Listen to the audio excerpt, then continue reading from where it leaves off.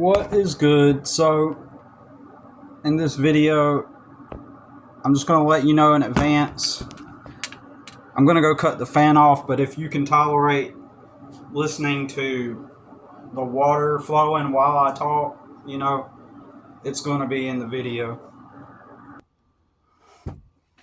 So potentially some major challenges are coming for me. Try to scoot you a little bit closer.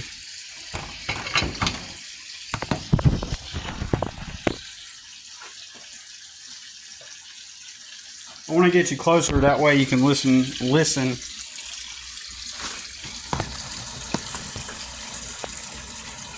I want you to be able to hear me, right? Well, that's going to put too much sound on the water. I think that position might be a little bit better. Okay, so anyways, well, actually, let's do this. That's a whole lot better. All right, so I want to make this video because without going into details, it's possible that DSS could be involved in our lives again through nothing that we did. We're not even enmeshed or involved, but what DSS and CPS do, they look for reasons to immerse themselves into people's lives. They look for opportunity. And in my case right now, they have come up with something so outrageous. It's like it's the only thing that they could come up with. They had to go extremes, because what else could they have said? What's another way that they could have enmeshed us into my son's mom's case, right? A couple of years ago, I successfully was able to get out of a DSS case that had nothing to do with us. It was open on his mom. And I successfully was able to get us off of that case. And so, but that took like a year to do, right?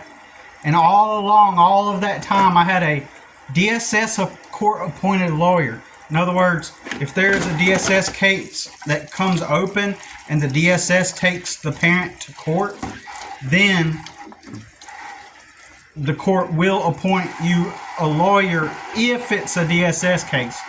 But if it's not a DSS case, then you have to get your own attorney. So therefore I had a court appointed attorney. And so if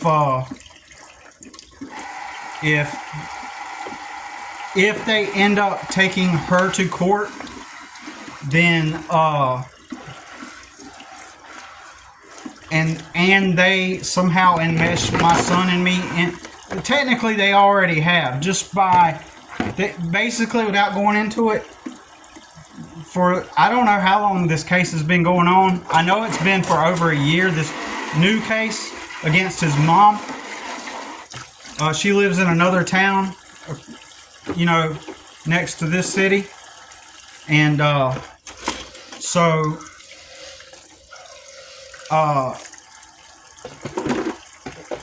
just a couple of days ago, this case has been, I think this new case has been going on for over a year, and I think that it might be it might be 2 years. I'm not sure how long this new case has been going on, and it's between her and her husband and the kids that they have together. That's what this whole debacle has been about. Them over there, not us over here. So what I have told my son's mom over the years, over all this time, that as long as a DSS case is open, I don't want my son to go over there on a weekday, because if by chance they happen to show up, because that's when they show up on weekdays, sometimes they randomly show up. And if they show up, if he happens to be there, they will attempt to enmesh us. They will pull something to attempt to make us become involved in your case. Ask yourself, how come I can predict this with not just precise accuracy, but exact accuracy, right? How come I know, or did I just get lucky? You know, and so how is it that I was able to prove I was 100% dead on? Okay, I've said this already in a couple of videos, but I just want to re-emphasize this point. If I see that this happens over and over again, and over again, and I say that the reason why is because they are corrupt, and I can predict with precision and accuracy everything that they will do, doesn't that mean that I'm 99% right? Nearly 100% right? And so they just happened to be there. They just happened to be there that day, a couple days ago. And no, not even just happened to be out, because I told his mom, I was like, do not, if you know that DSS is going to be there, don't pick him up. You know, I don't want him there while they are there, because they will pull us into it. I told her this multiple times.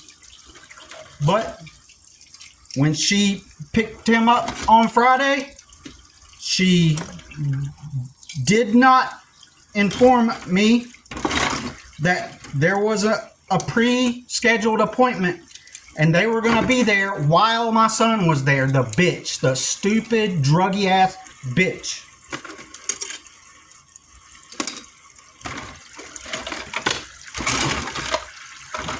And I said in the past, if he is there, just because he is there, that's all it's going to take for them to attempt to attack us, to put us into the situation.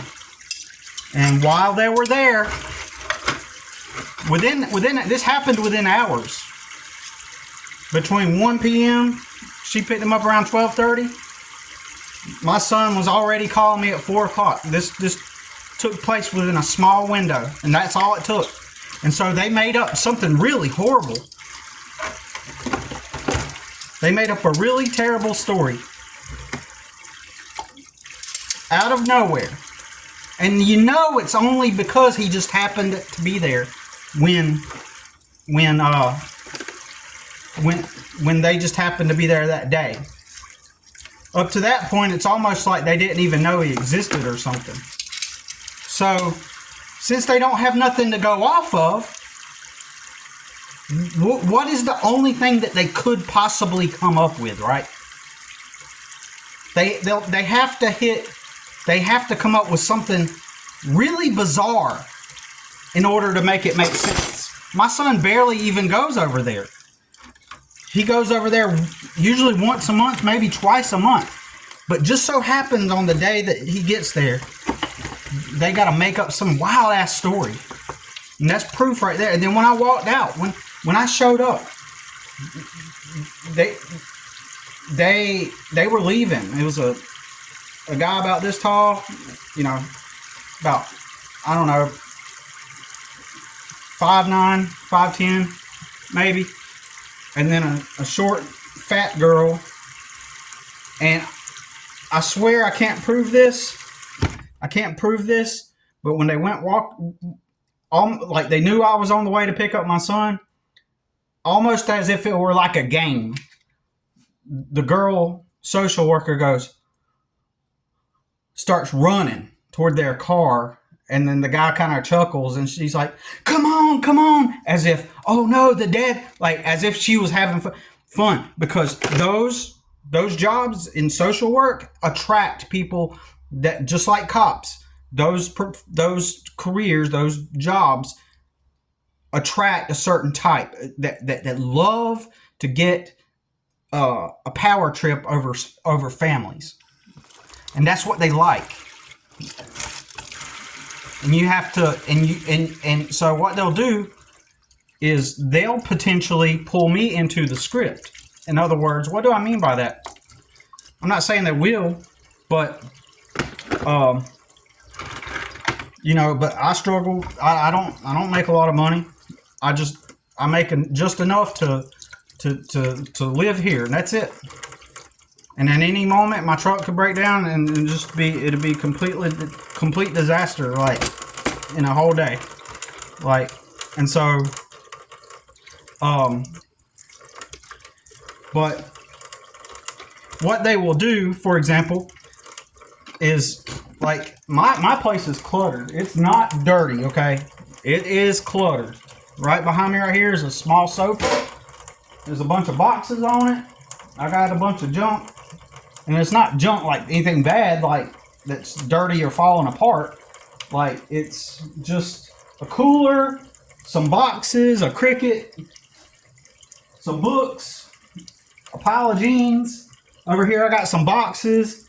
On the kitchen table I got a bunch of food because I don't have cabinets. Over there I got more boxes.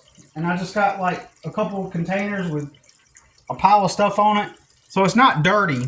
So DSS, what they'll do is they will come up with like stories. They will like, they may not see this as acceptable, right? It's not dirty. It's just clutter, right? They will figure, they'll sink their fangs into something. They'll try to find some way, and they're hoping that they can trigger you. Okay, this is why you got to be really gray rock with them. You got to be gray rock and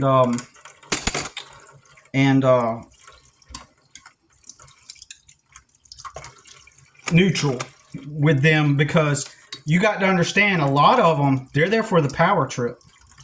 Okay, it attracts narcissists and stuff. These aren't people. I want to punch some people in the face whenever I see people online. They're like, "Oh, somebody needs to call CPS on them," like, because all the well-to-dos, the people that have been handed a life that they get to live, all the privileged people, they always they always think that these government agencies like CPS or DSS, whatever it is in your state, DHHS, DHC, HDTV, whatever, like,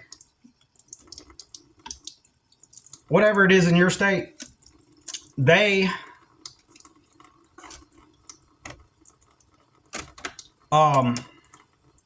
you see all these people that live these like privileged lives, and they think that just because of the title of DSS, or because of what allegedly they're intended for.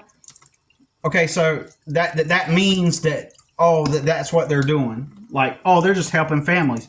They're just helping kids in bad, violent situations. They're helping kids that are in poverty. They're helping kids. And guess what? I'm not gonna deny that they help families. But check it out. Criminals, drug lords have restaurants. Drug lords have car washes. No pun. Drug lords have legitimate businesses so that they can launder their money. And that's the sole purpose of the business. Okay? So, because of that,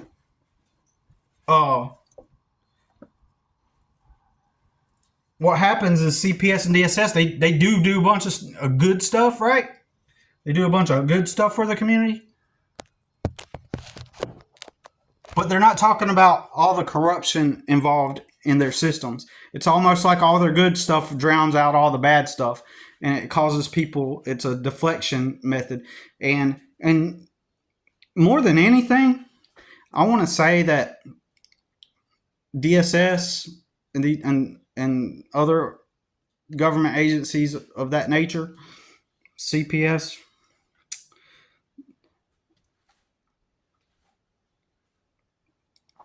I want to say that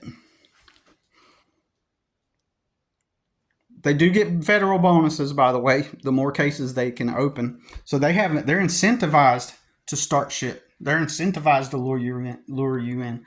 But I think a lot of people join because they're narcissists or they're sociopaths or they just love the drama. They love having the power trip of being able to walk into another's home to have some kind of power trip over them, you know. Um, and it makes them feel good about themselves that they get that because they want to rile you up. I know I just said that a couple of minutes ago, but they are corrupt, and what they do is, yeah, they do a bunch of good things, but it's almost like it allows them to get to hide the bad things. And all the well-to-dos in their nice little neighborhoods, they think, oh well, when there is a bad case, that's just an outlier, or well, it's just not every one of them. Some of them are good, and we got to focus on that. No, the fuck you don't. You need to focus on the 800,000 missing children, right? You got to focus on the 800,000 missing children. You got to think of all the people that have ego trips, and these are people with 96 IQ, probably most of the time. The average American has 96 IQ, and they're going in there without comprehension of psychology and human behavior and nuance, and so they would come into my house and say, well, if you don't have the money to get shelves to put your stuff on, then if you don't have money to put, why don't you just get a better job? Why don't you go? There's plenty of places that are hiring. They really need people. And so they'll go down that abstract lane that mathematically does not add up. But because it's the script and it's the normal way of doing things, because they themselves lived with their parents, saved their money, went to college, then applied to be a DSS worker, they only see reality through that skewed perception. When you're with them and you're talking with them, you fully, if you're an intelligent, high IQ and a smart person and a street smart person, you see right through who they really are. You can tell that those people have no street sense. They have no intuition, no comprehension of deeper, nuanced understandings of behavior. They don't. They just see the lens through the script. The script itself bleeds over into other things in life, into real life.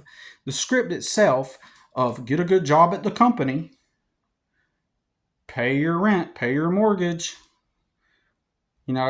clock in, just be a good employee, go on your vacation. We'll tell you when you're allowed to come back, little kid. That script bleeds over into real life. The whole script itself, when I'm talking about the script, I'm not only talking about clock in, get a good job, get your house. Like that's a huge part of it. That's the main part of it. But the script itself is this reality that people live in, this lie that people live in, where, for just like I said, they might come into here and they'll see my pile of boxes right there, and my pile of box, basket, can of paint thinner, what do you call them, ovens? What do you call the ovens? The small ovens. This thing. I can't remember what you call it.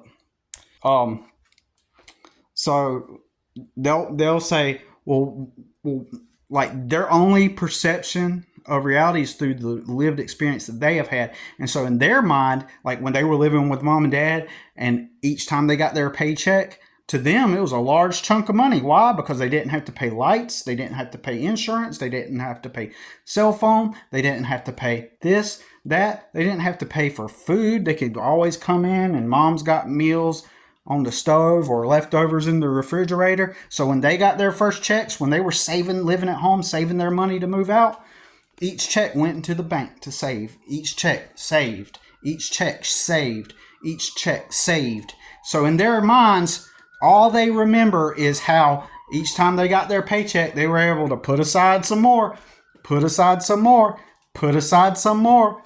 That money, when they got their check, didn't immediately go out of their bank account, leave out their bank account. when they got their check, that money that they got in their wallet, they didn't have to pull all of the cash out and just give it away. They got it. So in their perception, they'll say, well, because they only see through their lived experience, they'll say, well, you know, if you go to that warehouse, they start at 18 an hour. You'll be getting 40 hours a week. And so you can just save your money. And then each check, set it aside, because that's what they were able to do. And then they project that onto you. And they don't have to do the math that you have to do to live in real reality, like on Reality Benders podcast, episode 3, where Kirk and Rudy were talking about the cost of actually living. See, these people, they didn't have to do that. They got to save at home. And then when it was time for them to get their own apartment, they did it all on their own. They got their own apartment. They had a deposit. They had a deposit on their lights and utilities. They had a deposit on whatever services they needed. They got a deposit because it was all saved up, because they got to live in that comfort. So they project that reality on to people like me and say, well, how come you just can't do that? How come you just can't do that? And in their minds, life is so simple. In their memory bank, they remember how hard it was. And then so they'll be like, it's going to be hard, but you just got to do it. As if they're teaching you some greater life lesson when you've actually been through way fucking more hard lessons than they have. So then they'll push the script. So if I'm not making enough money, and they'll if I go to court, depending on the circumstance, like depending on the circumstance, at sometimes in court, they'll say, what's your financial records? You know, and you have to document everything that you've earned, spent, everything. And you know, my point is they could use it against me that I don't have shelves, that I don't have shelves to put all this stuff onto, because you ought to already have it, right? And, you know, and that's how they will twist things. And they'll come back and they'll take pictures. They'll come in, they'll open your refrigerator, and they'll take pictures to make sure you got food. Open your freezer, fridge. They'll take pictures of your bathroom. But then they're going to come in here and they're going to take a picture of all of my clutter. And so therefore what I will do is I will take a video of it just like it is now. I mean, I might pick up my shorts and my notebook, right? And that shirt I missed or dropped or something. I don't know what that is. And then that's the blanket from the couch I sleep on. But like I might, I'll pick that up and I'll do a video walkthrough and I'll be like, I'm gonna predict that DSS, if they do immerse and mesh us, I'm going to say, I predict that DSS is going to come into here and I'm going to show it on video. See, here's my place. This is clutter. And I'm going to physically sort through my clutter and say, see, this is not dirty. This is just some clutter because I don't have a space to put stuff. But they will try to use it against me and say, oh, well, you know, look at the conditions that he... but they won't be able to do that. That's why they've had to go to an extreme end with us. And make up a really wild story a couple of days ago. And up to this point, we have not even been involved.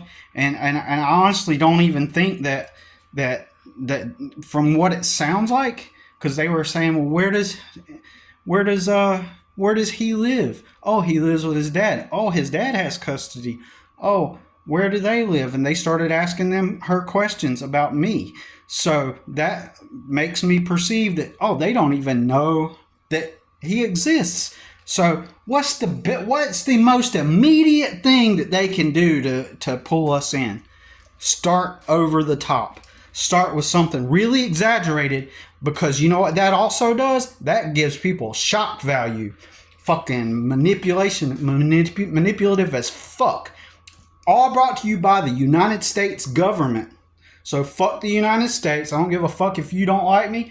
The United States has continually and ongoing has attacked us multiple times over the years and has caused us the suffering that we have gotten into and the current residual stuff, and even up to this date, at this very moment that I'm talking, putting us through the trauma that I've had to experience even for the past couple of days. The night before last, I did not sleep the whole night. Finally, last night I got to sleep around 11 and I woke up at 9:30.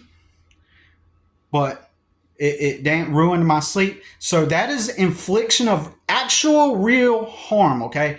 Actual harm that the United States government enables. So fuck this country and fuck you if you want to try to tell me it's an outlier or that you disagree. Oh, it's a good country. It's just that sometimes... No, fuck you for taking their authoritative labels at face value. Fuck this country. They have actually attacked us and they're enabled and nobody wants to do anything about it. And when people like myself experience this type of stuff, the very first thing these motherfucking dipshit freedom-loving Americans who clock in at jobs that they hate and they're not even trying to change anything about it, all these freedom celebrating 4th of July, fuck all of you bitches that clock in and do what you're told and you hate your job. You can go fuck yourself. So if you want to just assume that I'm in the wrong just because I'm, like, for example, making a video about it, you get what I'm saying? So because their default, that's what I was going to say, their default response to people like me when we talk about this kind of stuff is to say, oh, then there must be something wrong with you. That's the first thing. If an authority said it, then it must be true. Because that DSS worker that was all run with her fat girl titties bouncing everywhere, looking all ugly and stuff. And that's another thing. You get a lot of ugly DSS workers, right? And that gives them power. A lot of unattractive... There are tons of unattractive DSS workers. Mostly it's women. And it's mostly unattractive women. And they have not been able to cope with the reality that they are unattractive or whatnot. Unattractive, or they realize that they're not high class, high status. They're not like the men that they would want.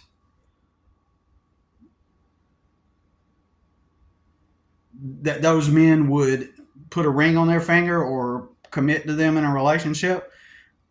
And so in my opinion, to be a DSS worker gives them a sense of power now, because it's a way to compensate.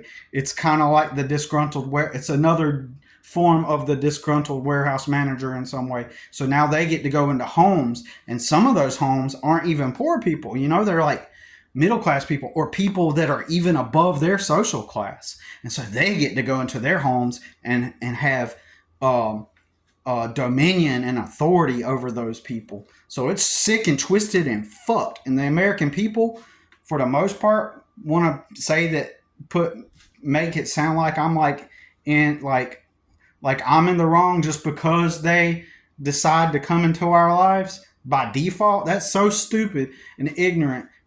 But hey, what can I expect? I shouldn't be too angry about it, since the majority of Americans have a 96 IQ and don't even have street smart. So, you know what I'm saying. So,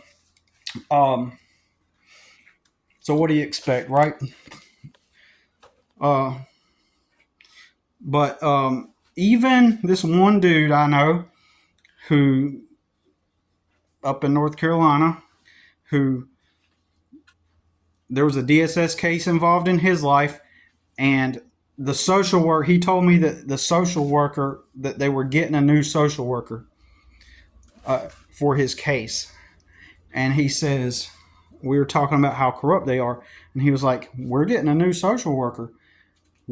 And he said, the one that I have now, this dude is actually quitting. And he told me, this is what the guy's telling me, The social worker told him this, that he told him that he's quitting.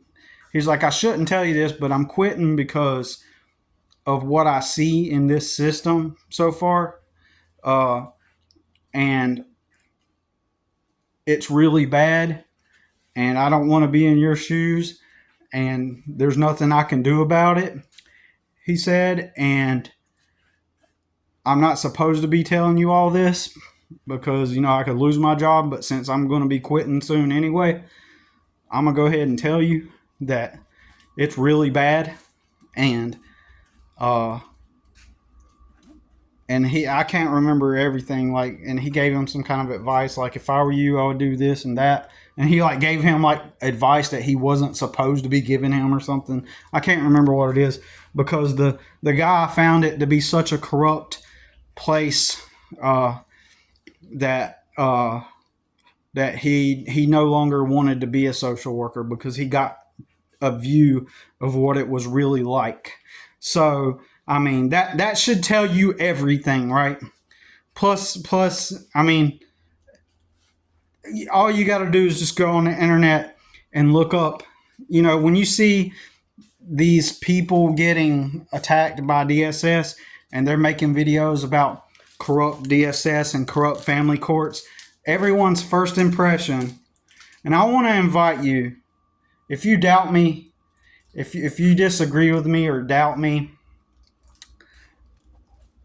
I just want to invite you, just for a moment, if you could just for a moment,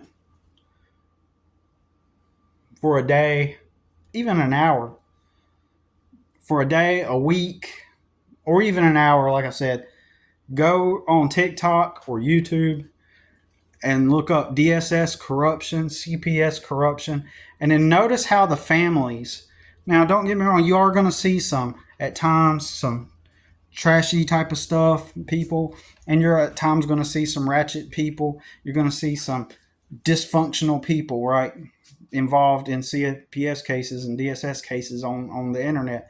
But you're also going to see way more than that, in my opinion. You're going to see a lot of people just angry. At times, they lose control. The next thing you know, they're getting arrested, or they're freaking out, or they're emotionally distraught. Just for maybe an hour. If you can't research this for a week, at least maybe just an hour, and just go in there and think, are these people actually crazy, or have they simply been traumatized and pushed to their limit from abuse by the system itself, by corruption, and when they go out into the world and try to tell people, and you're also going to find a lot of eccentric types, okay? So you got to look past their eccentricity. It's a lot of eccentric types that are on the internet, and they sound, at times, admittedly, they sound crazy. But in my opinion, what I've gathered over the years, each person that's like that, I've noticed that they have something in common. A lot of them are eccentric types. And because they are the eccentric types, in my opinion, I believe that they kind of stand out in a not so favorable way, because of their eccentricity and the way that they're expressing it, and the way they're expressing their emotions. So consider that, and just for a moment, consider that maybe a lot of these people that have been victims of the system, consider this just for a moment, and then go back to believing what you want to believe afterward. But just for a moment, consider that maybe they've experienced so much corruption and abuse, and then when they go out and try to tell people about it, no one believes them, because the majority, their default response is, oh, well, they're the authorities. If they have something against you, or if they've opened up a case on you, then they must be in the right, and blindly believe authorities. Look up the fallacy of appeal to authority. Go on Google and Google appeal to authority fallacy. Go look that up, and then ask yourself: are these people just angry? Because there's even a psychologist on alleged psychologist YouTuber, and she was on there saying that, for example, a lot of parents that deal with parental alienation, they're actually just angry because they didn't get what they want, basically, is what she's saying. And she's full of shit. She's young, and she appears to have had a very privileged life. You can hear it in her lexicon, the way she talks, the way she's just matter of fact and like common sense. And it's just these people, they're just angry. They just didn't get their way. And so in reality, she in my opinion, she's so privileged, and even she is seeing through her little privileged lens and bubble of reality. And while there are some people that are just angry that they didn't get what they want, the reality of it is see, since she lives in her coddled little bubble, she's never experienced the reality of the actual real corruption. So fuck that stupid little bitch. And anyways,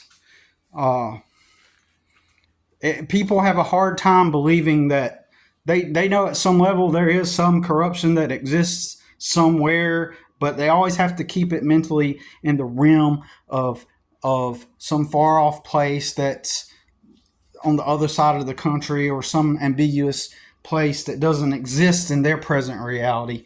They only perceive it to be at some far off distant place, in some media headline or news story, but they can't grasp with the reality that actually corruption is right downtown.